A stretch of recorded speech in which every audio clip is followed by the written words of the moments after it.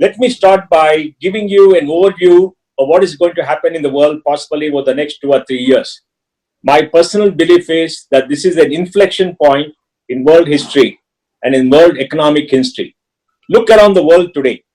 The entire Western world is economically devastated. There has been a lock-in in the US for more than 30 days. Large parts of the economy are shut. $2 trillion of stimulus has been announced. The UK has announced 15% of GDP as a stimulus, 365 billion pounds. Every country in Europe has issued a stimulus. They're all shut down. They are trying to take care of human lives, and economic activity has come to a standstill. If you look at Japan, Japan is now slowly undergoing a shutdown, primarily because when Japan announced an emergency, their law will not allow them to force citizens to stay inside. It's only an advisory, but they've issued a massive stimulus of about 20% of GDP, nearly $1 trillion. And China went through a stimulus, and also China went through the crisis of the virus, and China has now seen a 6% decline in GDP in the first quarter of this calendar year. So my personal view is this is an inflection point for the world, and the world will never be the same economically from now onwards. I'll explain why as we go along. The global supply chain interacts with all countries. China is the largest exporter of the world, the largest importer of the world, the largest foreign exchange reserves of $4.5 trillion, etc. The entire world depends on China, more so the Southeast Asian countries, Japan, more so Europe, Europe, US, etc. Even India depends on China because we have a trade deficit of something like about $80 billion with China, and I think a large part of our trade is with China. Now, the global supply chain is all interlinked with China, and when China shut down, manufacturing and all activities around the world were shut down largely, primarily because they could not get the parts. The United States depends for 90% of its medicine outside, 45% on India. For the United States, on most things, they depend on China too. And this has now led to alarm around the industry. So in future, we are going to see a reordering of the global supply chain. Western countries will not depend entirely on China. You must remember that China is a $15 trillion economy in an $82 trillion global economy, and second largest in the world, with America being at 21 trillion. Now, when a very large economic player uses the global supply chain to grow and can no longer use that because the world will shift, we'll see a massive shift of manufacturing and goods from China to Southeast Asia. Some of it may come to India and back to the home countries in the US and in Europe. That means there'll be a reordering of the global supply chain, and globalization to some extent will be in retreat. This will have an impact in all industries all around the world. We have to study this impact. What China may do as China's economy is hurt, they may try dumping. So China may dump their goods across all countries in Southeast Asia and in India. So we need to be careful that China does not use this opportunity where global economy is shrinking to dump its goods and services. The immediate casualty of this global breakdown, economic breakdown, has been the oil industry. We just saw with disbelief that oil got into negative territory. They're trying to close the May contract at a discount of $37. That means the sellers are paying the buyers $37, just to make sure they conclude the contract. Now there are many contracts that are pending, and they say that about 70% or 80% of the global storage of oil is already full. The demand for oil globally is 100 million barrels a day. There's been a 30% decline in global demand for oil because of China's economy shutting down, the whole world economy shutting down, and this 30% means oil prices are coming down. Add to it, Saudi Arabia had a fight with Russia and said that they're going to dominate because the United States had become the largest producer of oil in the world using shale gas, and the Saudis and the Russians had to cut production. So they wanted to reduce the output of oil. When Russia refused, Saudi Arabia said we'll increase production to 13 million barrels a day because the cost of oil is very, very low. That also added to the oil glut. So there's an oil glut, there is a decline. They all got together and said we will cut production by about 10 million barrels a day, but that's inadequate. And it basically means that the production of oil has to come down substantially. Now, oil was a $4 trillion economy at about $60 a barrel. Now, when the oil economy comes to 25, 30%, $30 a barrel, that means about $2 to $2.5 trillion, the global GDP will come down. Purchasing power will shift from the oil producing countries to the oil consuming countries, and shipping and all other activities that are there connected with oil will be hit, including maybe remittances from India. So remittances to India. So I think that is going to have a major impact on the world economy over the next 2 years. For oil to come back to a semblance of demand and supply, maybe 10, 15 million barrels have to be cut for this year. And even in the next year, oil may not come back to 45, 50. So we could see low oil prices for the next 1 year and maybe even thereafter. The impact on the global economy will be very, very severe. For example, in the United States, many of the oil companies which pump shale are getting into receivership and bankruptcy. So major industry in the world is already hurt. Tourism is hurt. Tourism is reportedly the largest after oil and maybe the largest before oil. And all around the world, tourism has been shut down for the last 45 days. International flights have been cancelled. Major world airlines were going to bankruptcy. The capacity in the global airlines were diminished by 25, 30%, even if they come off. And all airlines are asking for a bailout from the government. And that means for the next 12 months, maybe more, global travel will come down. Global tourism will come down. Hospitality will come down. And the employment of people on this, maybe 10, 12% of the global workforce, there'll be a deep kind of hurt.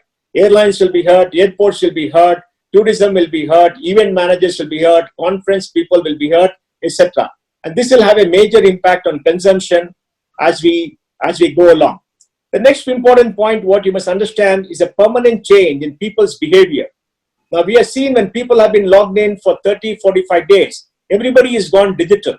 The consumption of data on the internet has gone up by 40, 50% or more all around the world. And that means our habits, when they change over 15 days, maybe we'll report back.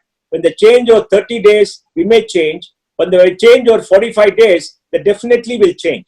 So look at everybody around the world today. Most people are ordering their goods on the internet.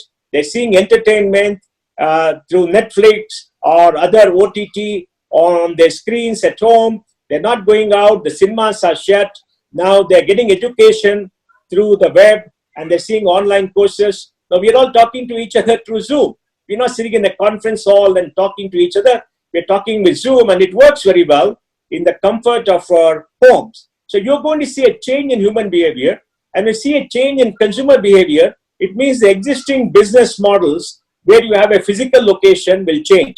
The banking industry, which is very, very large, will see at least shrinkage of bank branches, more digital work going on, and office blocks and offices will see 25, 30, 40% of people permanently working from home. In the US and other countries, work from home is already a large percentage, but I think it will shrink. And in the Western countries where growth normally is 2 to 3%, the utilization of in real estate will come down dramatically and high cost location will go vacant. It also means malls, supermarket, retail outlets all over, especially in the United States, will possibly get into bankruptcy. And that is another big issue that will happen because retail is a very, very big employer. So when people's habits changes, then we have to make sure that our business models also change. The next issue, big issue, is going to be the amount of the stimulus that all countries are giving. The United States is giving a stimulus of $2 trillion, all coming through borrower. The UK is 360 billion, or about 300 billion is loan guarantees. We don't know the extent. So we can say out of $82 trillion all around the world, maybe $10 trillion will be the stimulus that will go into the markets. That means the interest rates have already come to 0.25% are negative in the United States. It will be negative in the whole of Europe for a larger part. Before this COVID crisis, out of $36 trillion of government bonds from the world, $18 trillion were already negative interest rates. So the world will have surplus capital, and this capital is sloshed around. And this means that interest rates globally will be low, and that money could go anywhere where there are returns, and any economy performing may see large inflows of hot money coming. And this will have a major impact on how the global financial markets are configured. And we must remember, financial markets drive asset prices. So we're going to see a change in the way the financial markets work. And all this will result in the lowering of savings. We have seen consumption come around all the world. It means people are living off savings for about nearly 2 months. It may go on for the next 2 or 3 months. In the US, already 25 million people out of the 160 million people do not have jobs. They're going on social welfare. And we'll see large joblessness even in Europe. And we will see it around the world. I'll talk about India later. When there is large joblessness, there's the advent of technology. Many of the jobs may not come back. So we do not know how consumption will be impacted. But what is certain is, in this year, calendar year, we're going to see global growth become negative.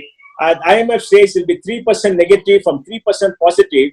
That is a shift of 6%. And 6% on $82 trillion is about nearly $5 trillion. $5 trillion is a lot of money getting off the global economy. And it may take 2-3 years to come back to the same figure, if at all. So this is a very, very big impact, which will lead to the destruction of many industries, change in human behavior, influx of huge amount of capital in the financial markets, much lower interest rates, reduced returns on savings for most people globally.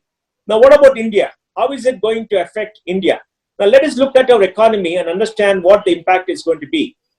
43% of Indians depend upon agriculture, which is 15% of GDP as per the GDP calculations. Now, this may grow this year at 3% because you may have a good monsoon.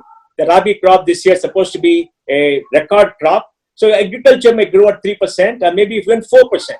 Even if it grows at 4% on 15%, is 0.6% of GDP. Manufacturing is 25%. In manufacturing, the April month is gone.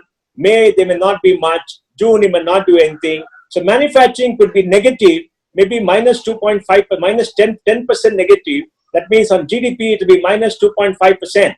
And then services are about 63% of 65% of GDP. And services has been deeply hurt. In services, there are many components. Trade and retail is one component which has been hurt.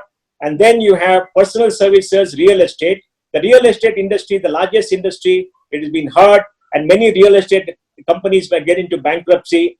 And then you'll see that retail has been hurt very badly because more shops are closed. And this year, much of the retail consumption may come down. So we could see services which normally grow 7 to 8%, maybe grow at 2 or 3%, if at all. And I think the range of economic growth today is around 1.8% to maybe minus 3%. And my prediction and my view is it could be minus for this year. It will be minus for this year because a large part of whatever government spends will go into supporting poor people. Yes, consumption may go up, but it's too little. The destruction of manufacturing, retail, and consumption, people dipping into savings means people will be cautious. They're not going to buy so many cars. Even though China says that after such a crisis like SARS, people went and bought more cars. And Maruti chairman says that they expect car sales to increase. It might, we don't know, but I'm doubtful. We're going to see lesser travel and we're going to see lesser tourism because people may not have discretionary spending. People will be cautious about buying homes unless the interest rates come down and the price of real estate comes down. And the czar of real estate from Bombay has said real estate should come down 20-25%. So this year is going to be a bad year for everybody. Now, what is the solution for this bad year? The government has given a stimulus of 1.7 lakh crores, primarily to help people at the bottom of the pyramid, which is very important because these are people who live day to day and they require sustenance. Nobody in India should starve or want for food. I think the government has done well, but much more has to be done. The second is government has to pay back all its dues, income tax refunds, GST refunds, and giving 14% guaranteed GST to the states. Maybe 1 lakh crore has to be given back, and then another 50,000 crore for loan guarantees. Now, most industry is in a position where their entire financial system is stuck up.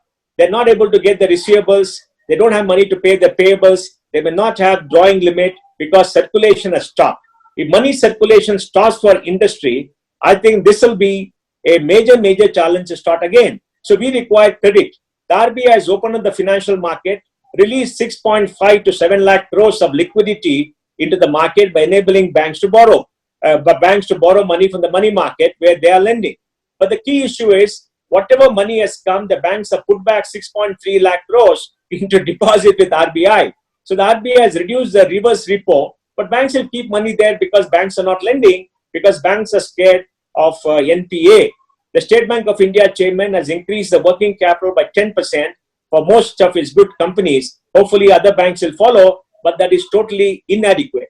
And I think it's very important for banks and the government to understand that this quarter, April, May, June, may see only 20-25% of normal revenues. The next quarter may see maybe 40-45%. Any recovery about 60% of normal revenues may only come in the third quarter, if at all. So I think it's very important that there's liquidity given to MSMEs and larger companies. Not the AAA companies and larger companies can access credit. Money can be cheaper. Smaller companies, since banks hesitate to lend, we need a credit guarantee scheme from the government to be given to them. Then there's the issue of the middle class. What about jobs? Are we going to see jobs? Let me give you some data, and this is my personal opinion. The ESI and PF have 8 crore people who are employed to get a regular salary. The total number is about 8 crores, out of which 4 to 4.5 crores is contract labor. And I think a large number of them have been asked to go because people don't want to pay contract labor when work is not there and they don't have the liquidity. And I think many more will also be asked to go if the lockdown goes ahead. It's easy to ask them to let go because they'll not make a noise. They understand this. And that's why there are so many migrants wanting to go out of Delhi, out of Mumbai and other places. The people employed here don't have much of savings, but they like to go back to their hometown because they feel they can survive in the villages or small towns with their family. So we're going to see a large decline in work for the contract labor part of the effective work. The government sector will remain. Government employs 2.5 crore people, 2.5 crore employees, state government, central government, parastatals. That means 10 crore people will get a regular salary from the government paid out of taxes or government borrowing. The government has 2 crore pensioners, 2 into 2, 4 crore people will be there. So 14 crore people out of all population, the entire population of 137 crore may not see any decline in the income. Their consumption may remain as it is. They're the lucky people who are employed by the government, paid out of taxes, and out of borrowings, the government doesn't have taxes. So we're going to see large-scale, redeployment of labor and many people going back to their hometown. What about the middle class? The middle class who are employed could be maybe 4 crores, maybe a little bit more, and their 10 to 20% will be laid off because of many reasons. One, many of the MSMEs and smaller companies don't have money to put on the payroll. They're not getting credit despite the RBI opening up, despite the RBI saying we'll give it to the NBFCs because most of the NBFCs may use it to pay back borrowings. And of course, the business is not coming back to normal. So companies will have to, companies are small firms will have to incur losses and that will have an impact. So I think they too are going to feel the impact and they too require some sukha. So I think this year is going to be a bad year for most people. Now, before I come to the last part where maybe I share some thought what we should all do, but let us say what we need from the government right now. The government has given economic stimulus for the bottom 60% of society. Now we need an economic stimulus from the government where they could pay back all tax refund, GST refund, pay back the states what money is due, then pay back the contractors who have done work for NHAI. There is 60,000 crores of disputes with the NHAI and much more money has to be paid. The railways have to pay. They have to pay the health services for giving health to the public and government has not paid. So government has not paid a lot of bills. I think Mint worked out that any point of time government owns 3 lakh to 4 lakh crores. If the government is able to pay back all this money, the firm's money will come back. There'll be some kind of liquidity for them. Next, the government will have to possibly start spending massively on infrastructure. We need a massive reconstruction budget from the government, maybe spending maybe 5 to 6 lakh crores as against 3.5 to 4 lakh crores this year, financed by borrowing, maybe from overseas borrowing, payment for building roads, building railway lines, and helping build ports and many things else. The government is able to spend on infrastructure in a massive way. that money will kickstart the economy, and that will flow through and create employment in the infrastructure sector. And hopefully, all those who depend on infrastructure like steel, etc., steel and cement, etc., will get some business. Then the government has to look at the real estate industry. The real estate industry of agriculture is reportedly the largest employer. And here, most firms don't have liquidity, borrowing the top maybe 10-20% of the firm.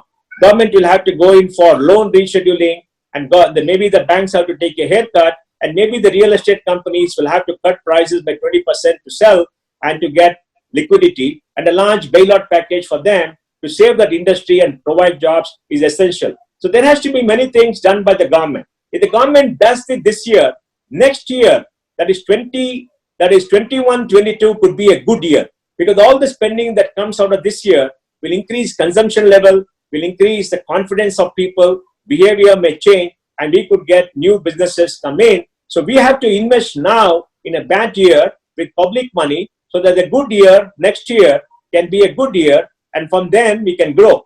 And we are able to demonstrate that we are going to invest, we're going to spend on infrastructure, and we're going to make sure next year is be a growth year. Then money will come in from overseas. India could have a surplus money and much lower interest rates. Government has understood very well, also RBI, that interest rates have to come down to spur on investment. Now, what about all of us in industry? What should we do? Now, my personal view is all of us should go into survival mode. Survival mode means we must look at our financials, our business models to make sure that in a crisis where our business could be only 60% of a normal year's business will be survived. We must cut fixed costs. We must reshape our businesses. We must make sure we don't lay off people, whatever happens, because, if you start laying off people, then I think it'll be difficult to get back good people. And we have a moral obligation in a crisis, because this is not a normal economic crisis. This is a health crisis, and people require that money to keep the body and soul together. So maybe cut salaries for the top management and make sure everybody gets a survival wage as the first charge on the company.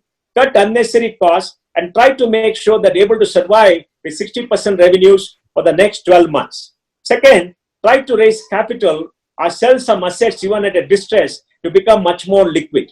I think becoming much more liquid is very important. Maybe go to the banks and ask them to enhance your working capital, because for most of the good firms, it is not a question of solvency, it's a question of liquidity. The third is relook at our revenue models and our business models.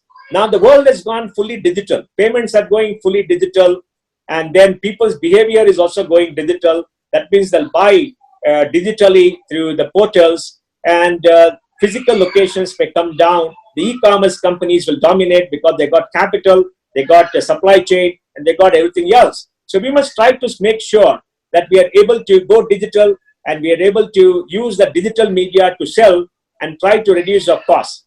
Next is we must look at all our internal processes and become much more productive.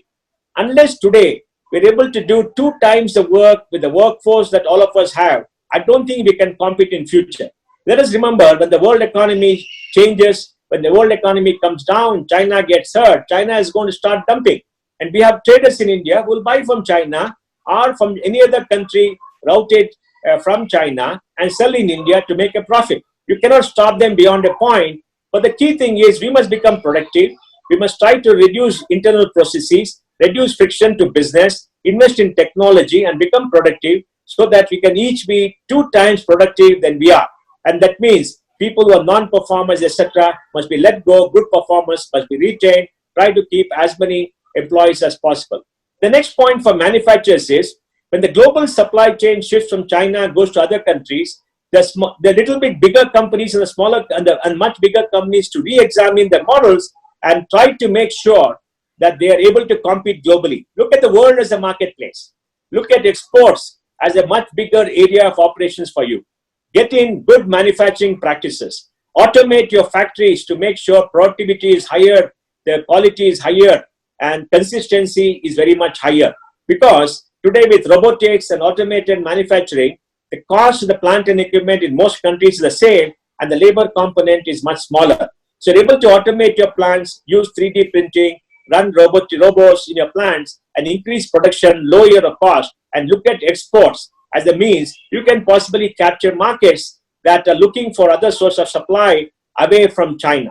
I think this is important. And lastly, I think the last point is we must look at business from a 2 to 3 years perspective, look at business with a globalized eye, look at business in a much bigger way and try to tackle the global market, increase productivity, be frugal, tighten our belts, keep our hopes, and keep going. Because in this crisis, the people are going to change. The people are smart enough to change, will always survive and grow. Because as Darwin said, is not the biggest of the species, or the most powerful of the species that survive, it is the smartest of the species. So this is an inspection point where the world will change, India will change, all of us have to change, and we have to change dramatically in the short term. What would happen in 5 to 7 years will happen in the next 3 years. And I think it is the call to AIMA and all our professional managers to relearn what we learned in management and put it into practice, strategize, and look forward with hope. Thank you very much.